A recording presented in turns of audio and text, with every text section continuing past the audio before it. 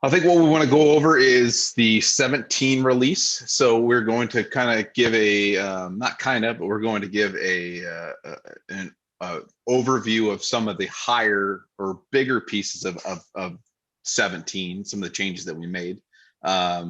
This video is assuming you know about DremSoft and you use DremSoft. If you haven't, you're more than welcome to watch it. If you're confused, there's a lot of other videos that we have on our YouTube that are a little more what we're doing and what we're about and basic navigation and stuff like that. So one of the first things I'd like to go over is the changes we made recently with around companies.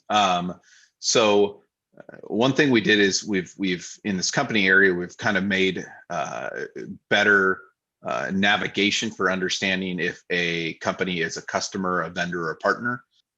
We've also made these smart filters up here for easily being able to filter down. And then we've done some improvements on the company form. Again, up here, you could see the schema tags for these forms. So the customer, we've added some more information about them, financial billing information. Vendor, there's vendor information about, common things that you'd expect. So kind of more in depth there, kind of made the a little bit better up here on the schema tags. So these, just as a refresher, these are considered trait schema tags. So these schema tags are meant for like it's a more common schema tag that's going to happen versus just an optional normal schema tag shows up here on the right. So this is a good example for the traits because the base bucket, the base table is called company. But often a company could be a customer, it could be a vendor, partner, prospect. So since these are traits, they kind of show up here, they're in your face, they're easy to toggle on and off to get that additional information versus these optional schema tags. Again, you can click on those, you could toggle these on and off. But these are kind of a less of a priority, less likely to happen. But you also notice in 17 that these are showing up over here. There's a plus, so it kind of makes it easier to add to.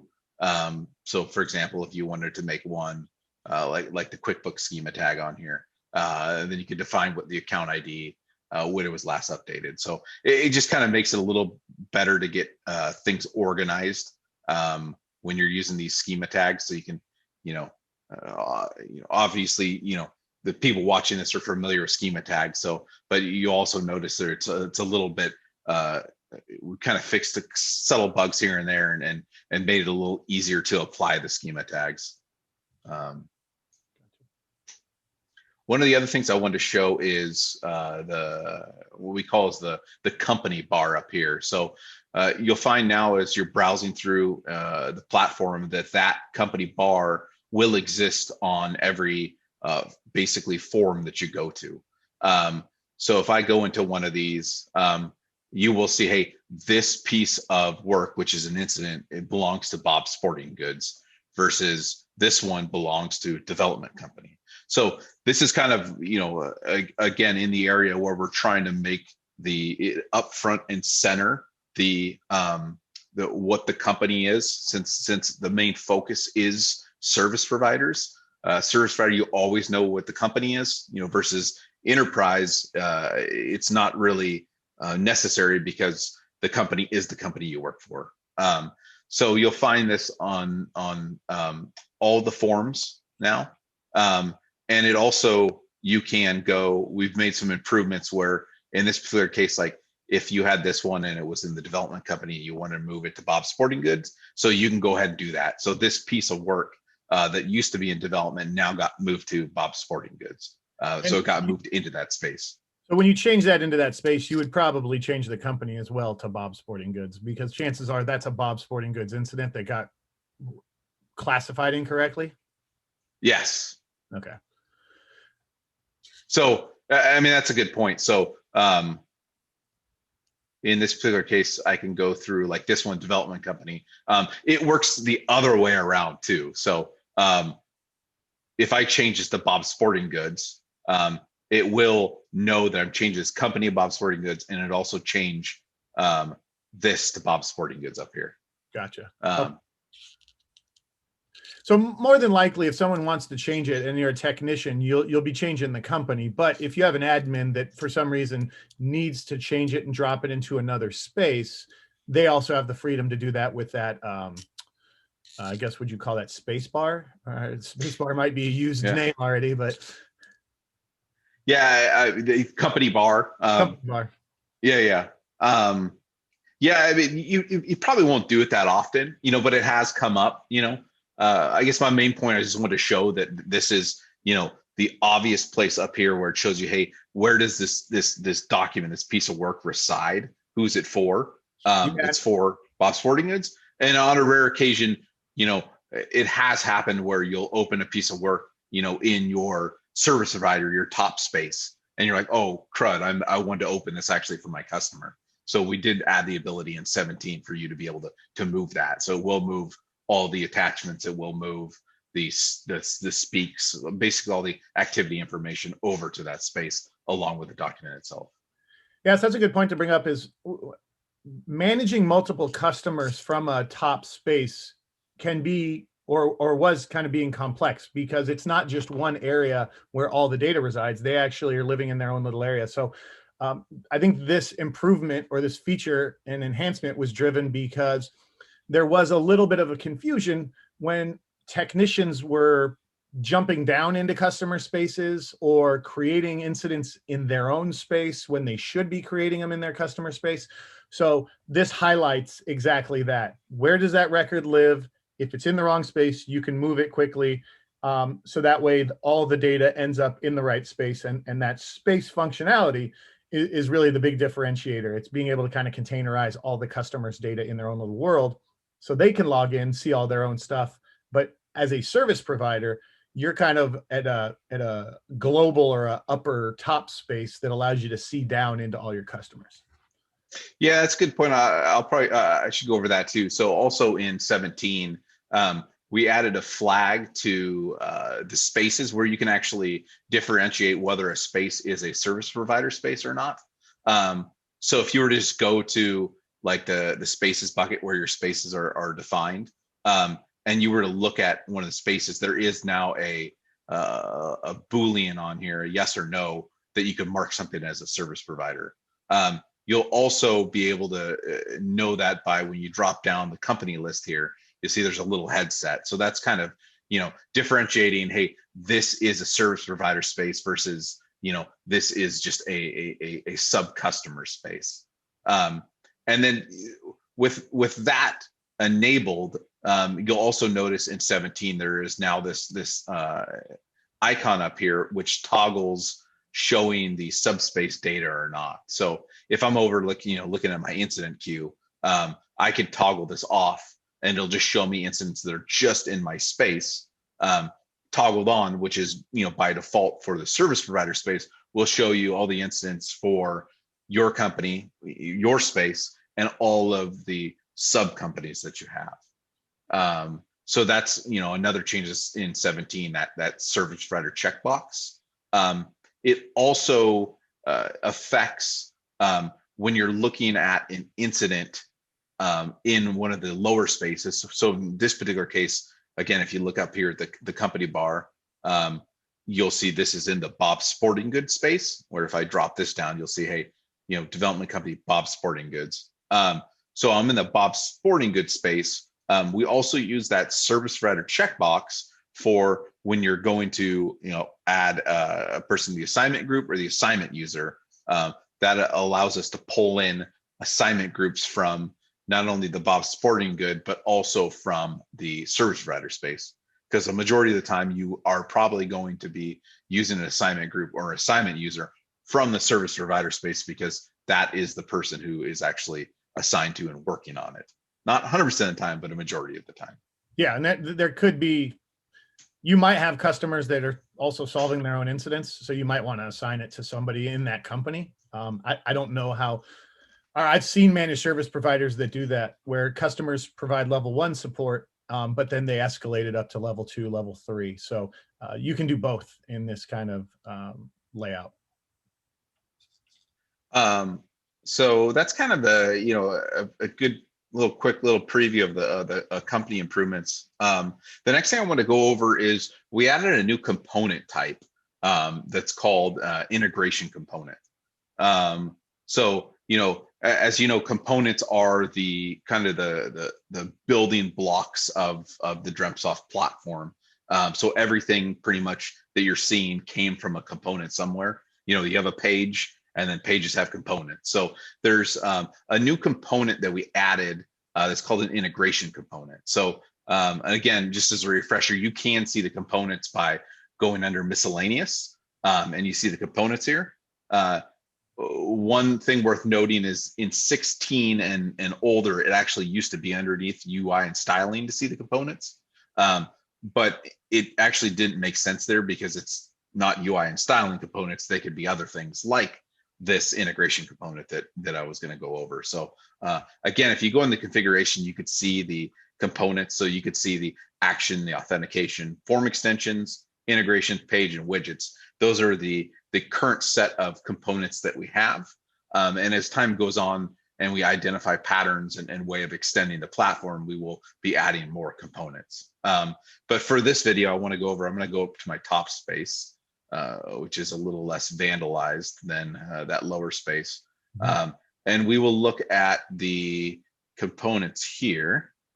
So again, the integration one are the ones that we added in 17. So the idea around integration component is basically building a component around a specific integration. So two of the ones that we are including in 17 is dealing with the Google API and dealing with the Microsoft Graph API, at least from a standard base, out of the box. When you start getting in, to the service provider integrations, we do have a integration component for N-Central, Logic Monitor, HubSpot, ConnectWise, that are now in this newer style, and we'll continue building out. We obviously have integrations that we're using, kind of older style, but this newer style component, we're going to move everything to that. I imagine by 18 we will have all the things using it and at least out of the box. So, but again, the idea for these integration components is this is kind of the component where you're kind of containerizing all the code and all the information about doing that. So one popular one with the MSPs is the Microsoft Graph API. So in this particular example, you can see, hey, there's an integration component, Microsoft Graph. You can see the integration component APIs. So in this example, we'll go over there's get users and get users with license data. So if you were to go to this component, you'll see there's an action up here for actually testing the API.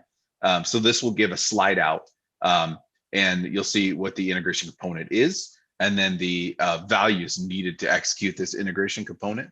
So in the Microsoft Graph one, you need an OAuth authorization in order to access it. At least the first pass of this, the OAuth. So we will choose Microsoft here, and then with this integration, what's that? I was going to say, so just a real quick, the OAuth authorization it's very similar to this integration component where we've basically built a component around OAuth to make it very easy for customers to or admins to go in and just fill out the fields, and then they have a reusable OAuth authorization that they can use in any of their integrations. Yeah, so in this particular case, we'll go in the weeds just subtly, but in this particular case, this component is saying it needs an OAuth authorization, which this is just the reference field to OAuth authorizations. So we can actually hop into that and look at that real quick. If we go back here, we go into integrations. Yeah, I think this is pretty powerful when it comes to just knowing that you have this capability for OAuth, because everything's using OAuth now. So it's pretty straightforward just to plug in the details, and now you've got your OAuth authorization. Yeah, so sorry, correct. And it's not under integration, it's under this George Bush word which is a combination of authorization and authentication. So under here, you have your authorization configuration, because that's what we're using for this specific example. We're using it to get authorization to an API to get information out of it, not authenticate the user, which I have to say that sentence every day of my life to differentiate between the two. But in this particular case, we'll look at not the Google one, we'll look at the Microsoft one. And you could see here, this is the configuration for this Microsoft Auth. So a pretty standard set of information, OAuth information. If you know OAuth, you'll know what all these means and understand the auth, the token, your client. So this is basically where you're setting up the OAuth authorization configuration. And then down here is a related list where it kind of walks you through and you're creating an authorization against this configuration. So in the service provider world, you'll probably have a bunch of different authorizations for the different companies that you manage. You could just have one if you want, but often a lot of the MSPs want to have like a zero trust. They want everything kind of segregated. So they set up different service accounts for the different companies that they manage, so that if one of them were to get leaked out, you wouldn't have basically access to all of the companies. So this authorization list is where you would have a list of them for all your customers. And those are the users where it calls out to the, let's say, Microsoft, and then it has you log in, and then it authorizes them, and then pulls it back, and then stores that in there as an authorized user. Yeah. So this is when you click plus, it says this is where it's going to ask you which space, which customer this is for. And then when you say what it is, it basically just says, hey, in this case, I already have a token, so it's going to refresh it. But if I go here and I say I want to do it in the production space, then this is this is a bad example. I'll have to cut that out. But this is the area where it would be you'd add an authorization per customer. It's going to redirect you to Microsoft. Microsoft's going to say, hey, the DremSoft application wants to get this, wants to be able to be authorized for this information, which is this scope here. And then you say yes, you get a token, and then you're allowed to call out to the API using that OAuth. Gotcha. Which is then going back now to this side of things. So going back to our integration component and going back to testing it, that's where it's like, okay, I've already authorized, I have an authorization, so I'm going to use it. So in this particular case, Microsoft authorization here, for this example, here are two APIs that you can call. So get users license data. And again, this is just a little integration tester. So again, you can run this and you can see, okay, this is the information that we're getting back from the Microsoft Graph API. So in this particular case, a pretty popular one is get users with license data, because you want to be able to see what users, from an MSP standpoint, you have, X amount of customers. Each one of those customers can have their own, AD, their own basically set of users. So you want to see which ones are licensed users, because that's what Microsoft's charging you for, and that's what you're charging the end users for. So in this particular case, you see this is actually coming from Graph itself. So I can go back here and say same thing. So this Google API one, I can click the tester and see, okay, what do I want to use? I want to use the Google one for this example, the get users, so I can execute this. And this is going to Google, and it's getting you using the Google OAuth, getting the information back. So this basically is just kind of showing you, okay, these are the new integration components. And these things can be built. These will be built by us. These can be built by you. They can be built by anyone that uses the platform and wants to add more components to it. So that just shows you how these are defined. And then I'll go a little bit into where these are being used. So we'll go into the configuration, and then under the configuration, there is the integrate and schedule. So these are the mappings. So this is I have an integration component. I now want to actually use that to do something. So we'll look at this graph one, and this just uses our flow. So we have a new activity that we added to, let me start over. We have a new action that we added to our flow here, that is the basically integration API. So this, since it's a component now, it's understandable, it's predictable. So now you can basically say, hey, I want to use this component. Here are the values that it's using. This is the API I want to call, and then these are the API values. So in this particular case, this flow is going to start. It's going to run that API, and this is kind of the newer style branching or iterative off of an action in the flow. So in this particular case, it's going to basically execute this. For each row it gets back, it's going to go down this branch and it's going to run this. And then when it's done, if it's successful, it's going to do this. If it failed, it's going to do this. So in this particular case, it's the Microsoft user. So it's going to use the OAuth user's license data. This one goes into a script, and it's basically checking to see, make sure it's a licensed user, making sure it has a name. It's also keeping track of which ones it's processed. And then it just goes into some logic about keeping the user in sync or creating a user in the user bucket. Go. So once it's synced the user, so if you have 5 rows, it's going to run this 5 times, and then if as long as there wasn't a failure, it'll go down the successful route, and then it's going to run the stale users. And the goal of the stale users is basically to go over all the rows that you just processed, look in the current user bucket for any Microsoft users. So in 16, I believe, kind of a newer feature is when you're invoking an F record, you can give it a / and then a schema ID, and it will just filter based on those rows. So in this particular case, it's going, hey, what are the existing users that are in the DrempSoft platform? I want to go over each of those, and if it's if it's something that we got back from Microsoft, just leave it. If Microsoft didn't have it, then we know it's stale, and then we'll basically deactivate it. So that's a way of kind of keeping in sync. So these integration mappers are the area where you are using the integration components. So this is kind of the piece that's tying it together. The final piece is actually executing it, right? So you have, I want to run something. What am I running?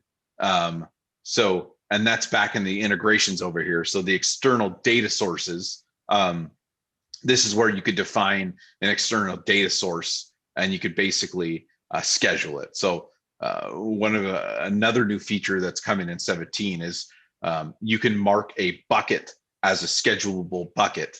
And what that does is it lets the scheduler know, hey, there's going to be rows in this bucket that can have a schedule tied to them, and then they will be part of the schedule and they will run. So in 17, we've added that bucket attribute, schedulable, to the external data source. So you'll now see scheduling on here. So in this example, you have the external data source. It's running every 4 hours. It's going to use this Microsoft graph mapping. The variable that needed is the OAuth. So this will run every 4 hours. It'll pull the users in, and any users that are in Microsoft that aren't in Microsoft but are in DrempSoft, they got tagged in a previous import, will be deactivated. So just to kind of wrap that up from a very high level. So if I wanted to integrate with my Microsoft Azure Active Directory, I would need an OAuth authorization. I would need a new integration component, and then I would need to define an external data source, and all of those would tie together and allow me to do that. Is that correct? Yeah. Yep. Okay. So you have the external data source. You have the mapping here. So we'll book the mapping, and you can see this mapping is using an integration that is the Microsoft Graph integration. So those are the 3 pieces that it's using. So the idea is that the integration and the mapping, DrempSoft platform will provide more and more of those out of the box. Yep. And this workflow is out of the box. This one we're looking at right there. Yes. Yeah. So the idea is the external data sources is more of what the end user of DrempSoft platform is going to be defining. So this is the records. This isn't config. So this is something that'll need to be set up. The other ones will be out of the box. Again, since it's a platform, you could, add as many mappings as you want. So you can go and add more mappings, and you can even, again, being a platform, add more of the integration components if you want to get kind of down and dirty into the, JavaScript and that level of configuration. And so the integration component had those two Microsoft API calls. But of course, if I wanted to add more API calls to that, if I was doing more than just getting users, I still use the same OAuth. I still use the same integration component. Now I can just go in and test other API calls that might be hitting different tables. Yeah, right now those are the two that we expose through the GUI, through the clicking. But you can go, if you start getting into JavaScript more advanced, they're just REST APIs. So you can call that script and invoke any REST API that you want. If you look at the Microsoft Graph API, there's like a ton of different APIs that you can call. So the idea is that the first pass was in 17 is more focused around importing users and keeping the users in sync. As we get to the 18 release and on, we'll start adding more and more depth into that out of box. That is, so there's nothing that's with someone who's knows JavaScript and understands server side JavaScript. There's nothing preventing them from invoking those other ones in the 17 release.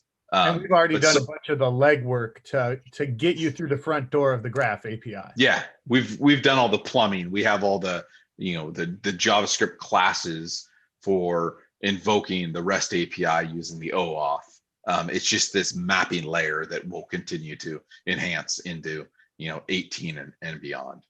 Awesome. So one of the other areas of improvement is the slide in that now is on the add button. So before, when you click the add button, it would actually just take you to a record. So now when you click add, it'll slide in. So through the releases, you probably noticed we're leveraging more and more the slide ins. So I imagine we'll also make it the default action here will also be a slide in, because it really is taking shape into a good way of working, where you're focused on something and you're basically drilling down by these slide ins to get to the information you want to get, but ultimately not losing your context.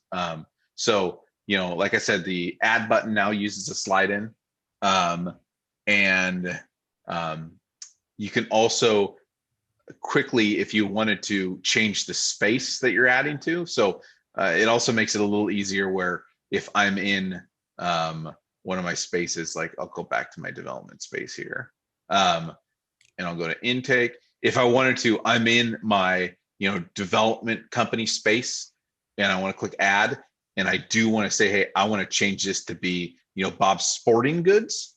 You'll notice it changes space. It also changes the company here, and all the references also will be referencing Bob's Sporting Goods, not the current space I'm in. So we did a pretty decent amount of work contextually making sure that this slide out, if you change the space, that it actually is executing against that space in the background. So a lot of, you don't have to really, we're trying to get to the point where you don't really have to think about what space you're in. You're just in your management space, and if you choose a certain company or space, it kind of just handles that all for you.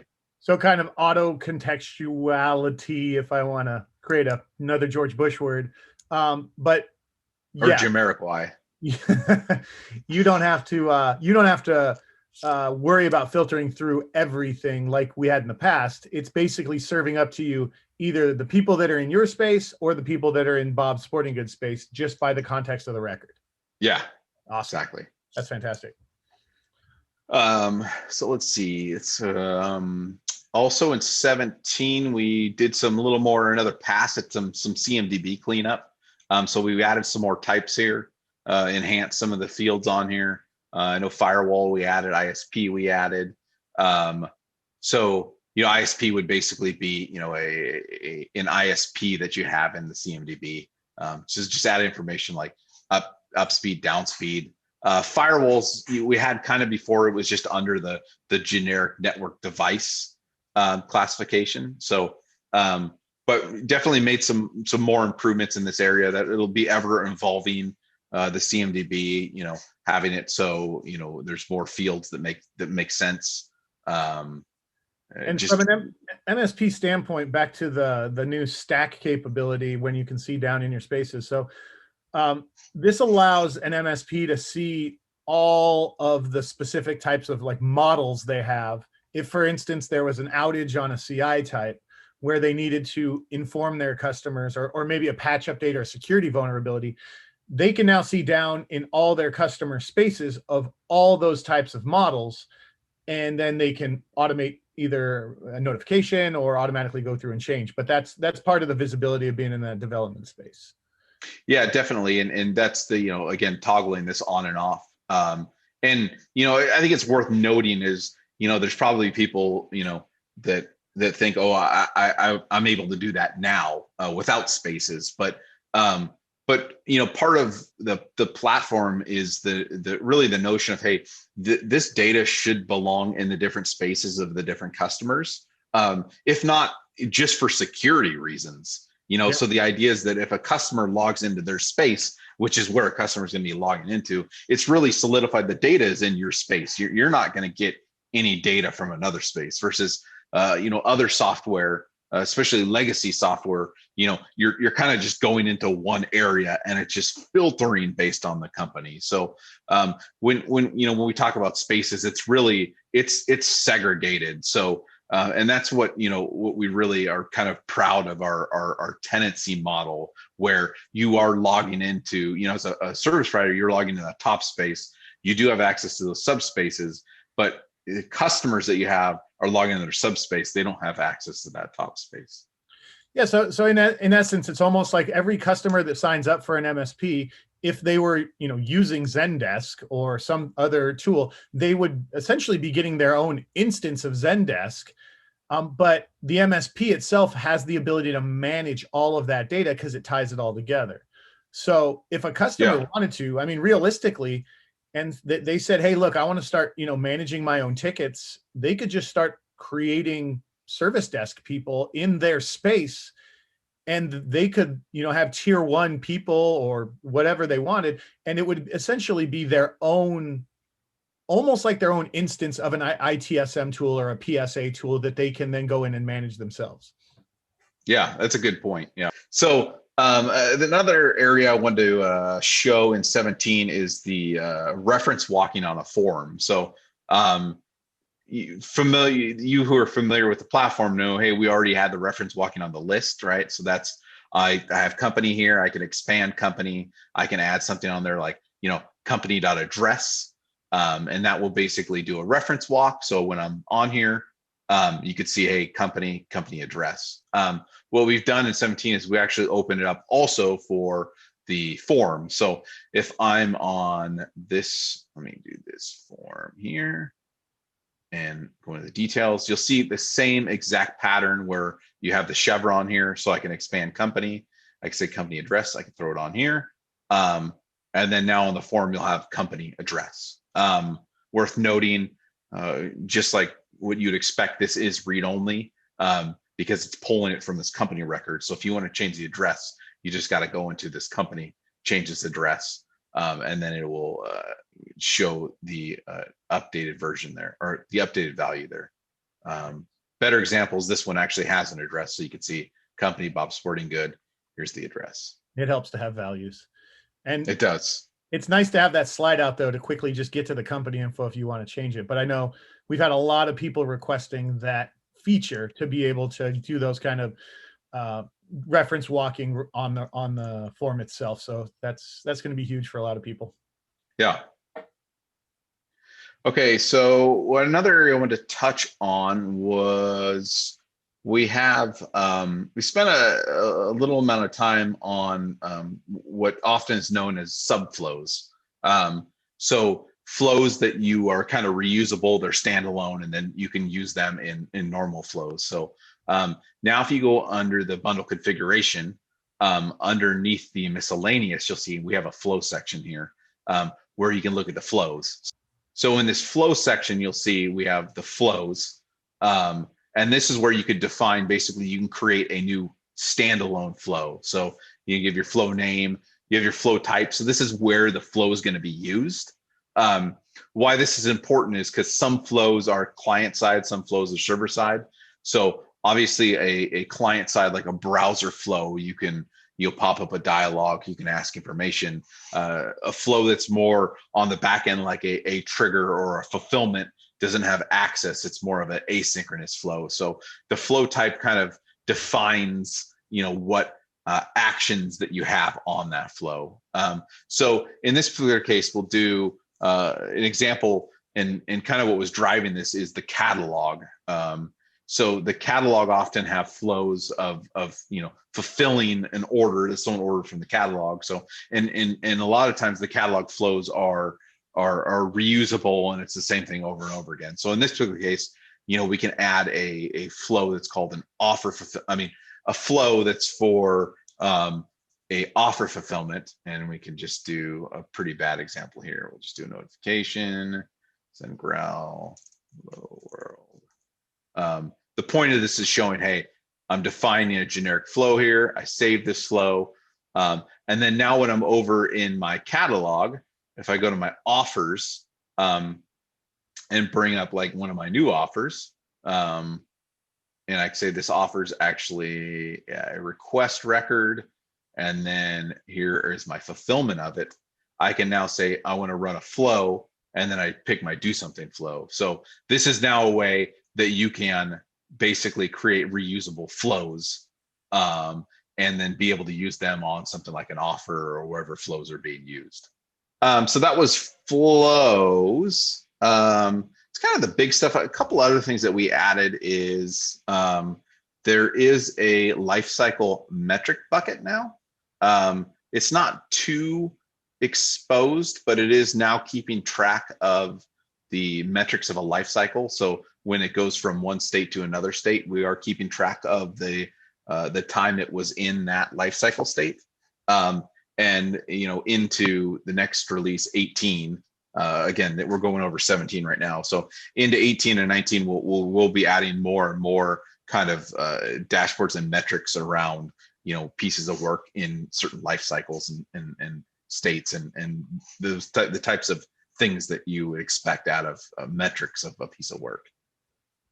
But I will just go to it real quick for reference. So if we go to buckets, you can see the life cycle metric. So if I go to this, and then I could say show data, you'll see basically the metrics for all the life cycles. For this one's showing the last 3 months on my system. So basically just what the bucket, what the record is, what the life cycle that it was, and the duration that it was in that life cycle. Let's see, I got about 2 or 3 more things here that are worth noting, and obviously there'll be more information in our release notes about the smaller things that I know some bugs, stuff that you guys reported, not going over really because they're kind of smaller, but they'll be in the release notes of all those types of things that we fixed and the smaller things. Another thing worth noting is we have a newer component that we call a chat box. And we are starting to move to that component, moving away from the activity log. So on the intake, since that's a really simple process, that's where we've introduced it. So if we show an intake, what you'll see is a couple things on here that's different than what you're used to. One is the title bar is a lot more condensed. Now that we have the company up here, we don't really need to show it in this area up here. So it kind of gives us more real estate. So we have now it's basically just the ticket number and the short description. And what you'll see is the long description now is in this new component called a chat box. And the chat box is more, focused around an experience of like a Teams or a Slack, where the text box is on the bottom, the messages start on top, and they scroll back. So the idea is to kind of, moving more towards that, the Slack and the Teams type of notion, since that's what people are more familiar with nowadays, versus the activity log is more of like a kind of like an audit trail type of log that was, that people are used to, but kind of, at least in my opinion, are starting to move away from that more into the Slack type of conversations. And also, you'll notice this does have a internal and public conversation tabs. So versus the existing activity log kind of intermixes these things based on, if you set it to be private or public. So it just, based on some feedback that we got from you guys, it's a little more relatable and a little more clear if these things are in two different tabs. So obviously the public conversation is just going to be like, kind of notifications conversation going back and forth, versus the internal activity will show, record changes and internal comments and stuff like that. Okay, the last thing I wanted to go over is improvements to the bar components. So obviously the bar components are the things that are up here on the top right and things that are up down here on the lower left. So if you're in, the service management bundle or you're in the work bundle, you'll see these bar components. And also up here, you'll see these bar components. So one of the, an additional thing that we added to 17 is a new bar component that's called a bar flow. So you can, again, add it to the top here or the bottom left here. So I'll show you an example. Let's do hello world. We'll put it on the top. It's active, no condition, because we don't want to really limit it. We want it always to be up there. And we'll say it's a bar flow. And what this is going to do is it's going to let me define an icon, description, and a flow. So this is just a way to just globally have a icon that you click somewhere to run a flow. So we'll put a guy riding a bike. And then what we'll do is we'll put a little form here. And we could just say, hey, do you like bikes? It's a Boolean.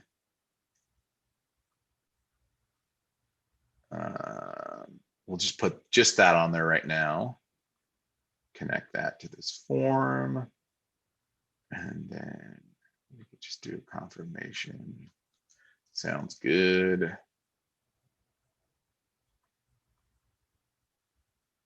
then we could say, do you like bikes? So if do you like bikes is true, then we go to this confirmation and we'll just add another one in case no. Lame. Whatever. You're lame. Nice. And then we will, in this particular case, we'll just add it to another. So we'll say this one's actually okay, yes. And then this one, we're going to say, okay, no. Successful. And do you like bikes is false. Okay. Save this, refresh. So now I have my bike here. If I click on it, it's going to say, do you like bikes? I can say yes.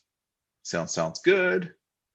Here, do you like bikes? Leave it false, whatever you're lame. So it's just a way of basically opening up the ability to add these, global icons to do things. We got a lot of feedback where people want to do various things like, maybe just create a little quick piece of work or write a note or take you somewhere or do something. So now with those flows, exposing the flow, you literally could do, anything in a flow on a button.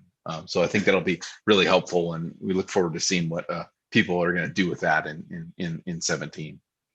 Yeah, I know there's a lot of people saying they just need a place to quickly make a note, like you said, just something that you need to do.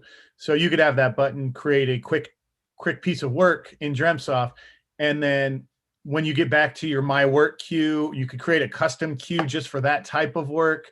You can put reminders around it. So the nice part is it's instead of having to jot it down on a sticky note or some other application, you can just go to that bicycle or whatever you want to create up there, put in a title, put in a reminder, save it, and it'll be sitting there for you. And it can be utilized and you can build workflows all around it, or you could just keep it as just a simple task. Yep. That's awesome. Anything else? I don't know. Well, that's about what we have to show. Again, if you have any, comments or questions, definitely let us know, either in the YouTube comments or connecting with me and Donovan directly.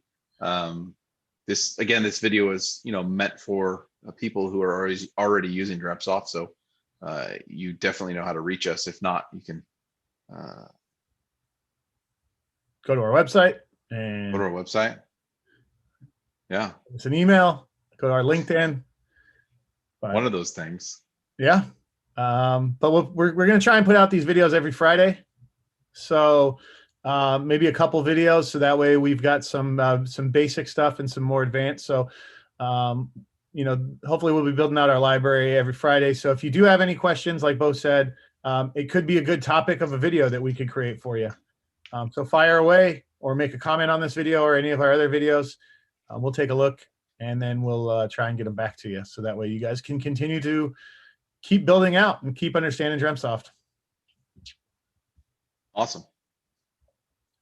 Well, thanks everybody. We'll see you on the next video. Bye. Water bottle.